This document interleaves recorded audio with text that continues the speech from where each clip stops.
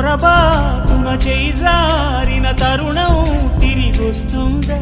ప్రతి పూటొక పుటలా తన పాఠం వివరిస్తుందా?